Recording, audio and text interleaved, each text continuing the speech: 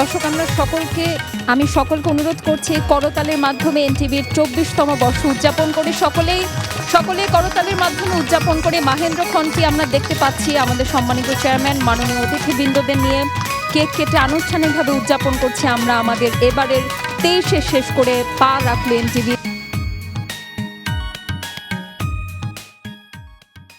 এনটিভির এই অনুষ্ঠানের আসতে পেরে আমি মহান রব্বুল আলামিনের দরবারে শুকরিয়া আদায় করছি। আপনারা জানেন আপনাদের প্রিয় চ্যানেল এনটিভি সময়ের সাথে আগামীর পথে স্লোগান দিয়ে শুরু করেছিল। এই চ্যানেলের কথা বলতে গিয়ে একজনের নাম বলেছে, আপনারা জানেন আমার মাতৃতুল্য দেশনেত্রী বেগম খালেদা জিয়া। ওনার কথা যেহেতু আসছে না বললেই নয়। আপনারা জেনে থাকবেন সকল সময়ে আমাদের যে রকমের সহযোগিতা করেছে, শুধু তাই না ব্যক্তিগতভাবে আপনারা জেনে থাকবেন 111 সরকারের সময় এখানে আগুন লেগেছিলেন, সেই সময় রাত্রেবেলা উনি গাড়ি নিয়ে নিজে চলে আসছিলেন এখানে সশরীরে উপস্থিত হয়ে আমাদেরকে উৎসাহিত করেছেন। সেই সময় আমি জেলে ছিলাম। আমাদের এই কর্মী বাহিনী ওনার এই উৎসাহের কারণেই 1 মাসের মধ্যে আবারও চালু করতে পেরেছি। আজকে তারই সরকার, তার সুযোগ্য সন্তান তারেক রহমান আছে। সবার আগে বাংলাদেশ স্লোগান নিয়ে আমি আমার বক্তৃতাও বলেছি, আমরাও ধারণ করি বাংলাদেশ সবার আগে।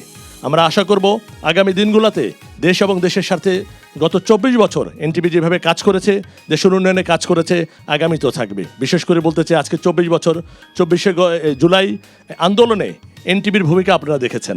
বিশেষ করে সকলেই জানে থাকবেন যে এনটিভির যেই স্লোগান ছিল যে সময়ের সাথে আগামীর পথে দেশবাসীকে নিয়ে কাজ করবে, সকল সময় গণতান্ত্রিক আন্দোলনে সেই ভূমিকা তারা পালন করেছে।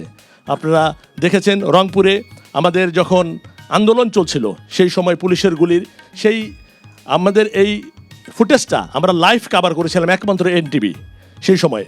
এবং এই আবু সাইদের এই ছবি থেকে তখন সারা বাংলাদেশে বিদ্যুৎ গতিতে আন্দোলন ছড়িয়ে পড়েছিল। আমরা গর্ববোধ করছি এই আন্দোলনে শরিক থাকতে পেরে। আমরা আশা করব আগামী দিনগুলোও তো দেশের স্বার্থে, দেশের জনগণের স্বার্থে যা করার দরকার আপনারা যদি আমাদেরকে দোয়া করেন, সাহায্য করেন, সহযোগিতা করেন, পরামর্শ দেন, এনটিভি দেশের জন্য, দেশের জনগণের জন্য সকল সময় পাশে থাকবে। সবাইকে ধন্যবাদ। বিশেষ করে আজকে আমরা যারা এখানে উপস্থিত হয়েছেন আর যারা ওর মন্ত্রী পরিষদের সম্মানিত সদস্যবর্গ, বিভিন্ন রাজনৈতিক দলের নেতৃবর্গ, পেশাজীবী সংগঠনের নেতৃবৃন্দ, ব্যবসায়ী, সমাজের সর্বস্তরের জনগণ শুভেচ্ছা দিয়ে দেশ বিদেশ থেকে আমাদেরকে শুভেচ্ছা জানিয়েছেন।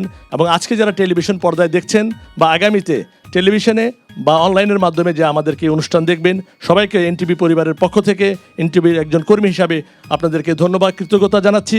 আপনারা ভালো থাকবেন, এনটিভির সাথে থাকবেন। ধন্যবাদ সবাই।